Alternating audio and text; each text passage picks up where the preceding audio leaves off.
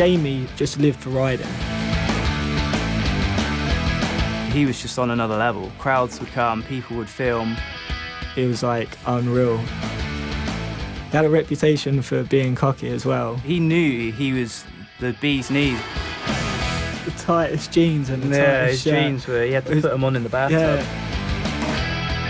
He was very cocksure and he was a knob, but there was a lot of likeable things about the guy.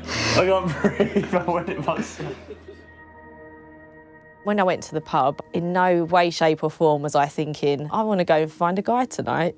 He came over to me and spilt my drink, and I was like, oh God, and then he's like, oh, I'll buy you another drink if you give me a kiss, and I was like, no. And then by the end of the night, somehow we started talking again, and we just really hit it off straight away and felt sort of like I'd known him for years.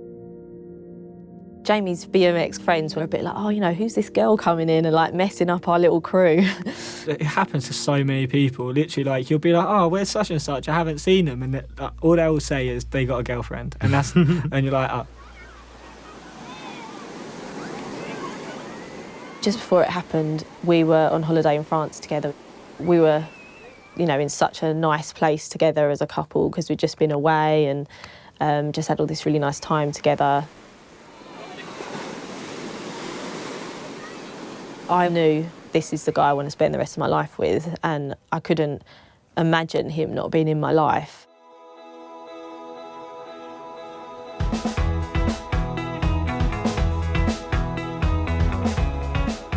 We decided to go to a pub, chilling out, having a few beers. We actually decided to arrange a BMX holiday away.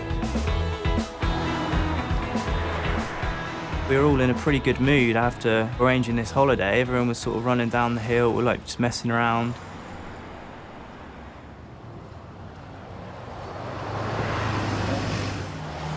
We were just walking down the road and there was a guy walking up.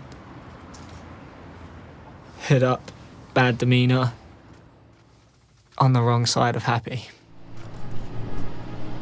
I always remember it because it was in the peak of summer. And he was in this hood-up body warmer on. So we naturally sort of filtered into single file to let this guy come up.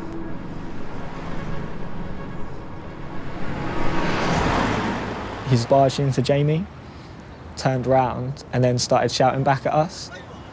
And then Jamie was like, all right, mate, calm down, like that. None of us knew what he was saying. It was just noise and aggression. This guy was like tiny as well, like 5'5". Looked like he was just looking for trouble, but at the end of the day, there was 3 of us and 1 tiny guy.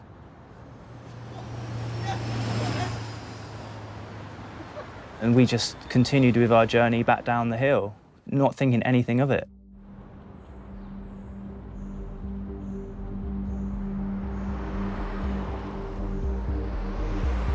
I was heading home, so I just gave them a hug each.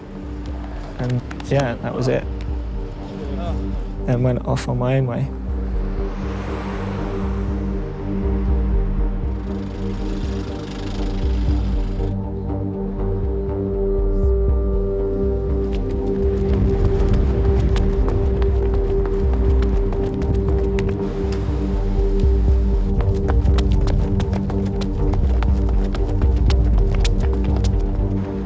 Walking towards the station, Jamie stops, looks at his watch, and then he's gone, oh, we're 15 minutes early for the train.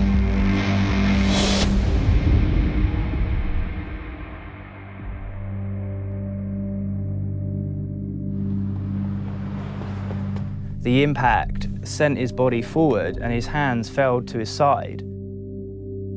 He had fallen straight onto the tarmac. That's what done the damage.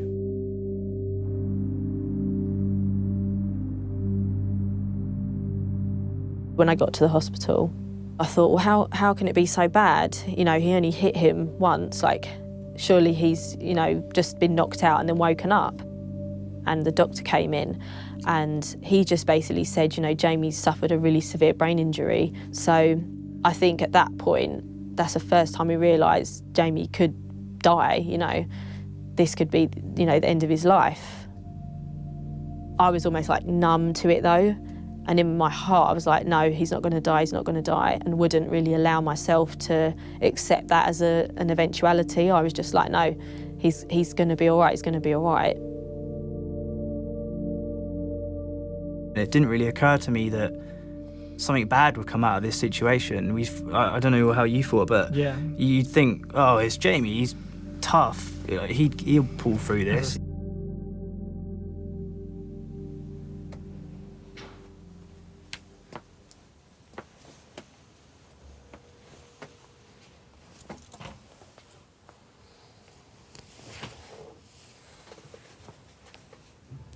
Hannah.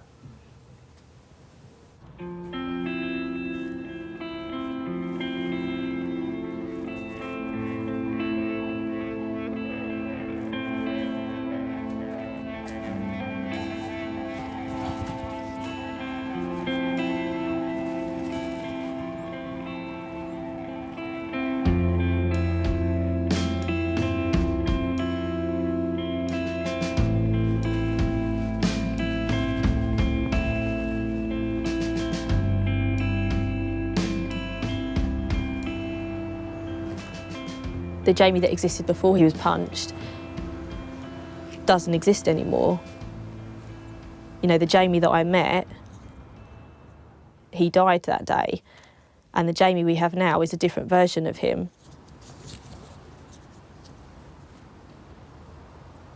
What could you remember about what had happened? Nothing. My mum said, I can't remember nothing, man. I had to explain what happened that night.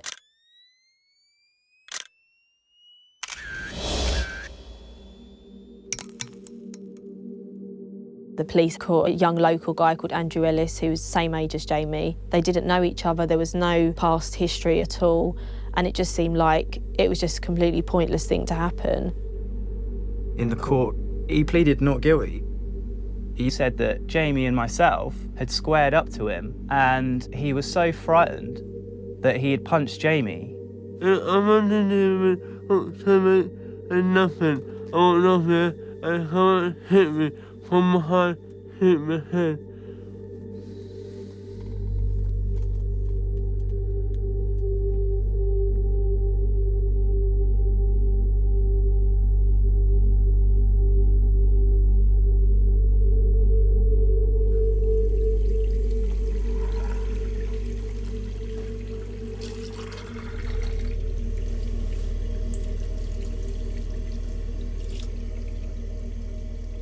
Sometimes you get angry, don't you, about it? Hmm.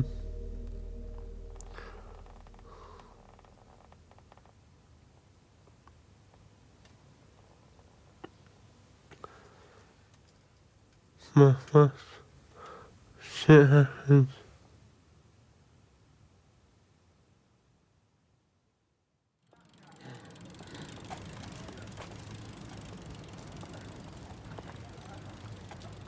Throughout his whole time at rehab, he always said, I just want to ride, I just want to ride. And I thought, you know, that's a good long-term goal. It might take him a few years before he's strong enough or has the right balance again to get back on his bike.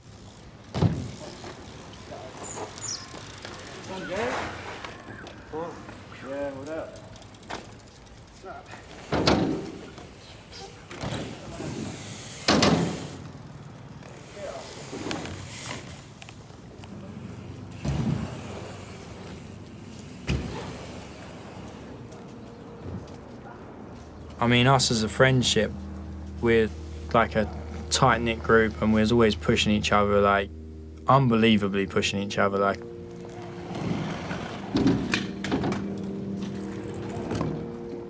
I remember I twisted my ankle and it was like bent, and Jamie was just like, move out of the way so I can ride, mate.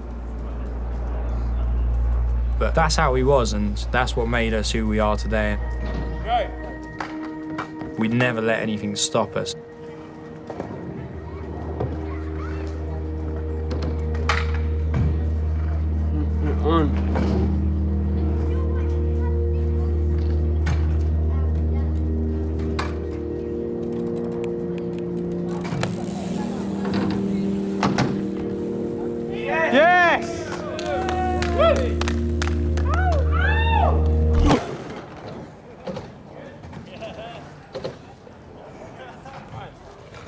On the word is a minor. Whatever. I'm still alive. I'm still alive.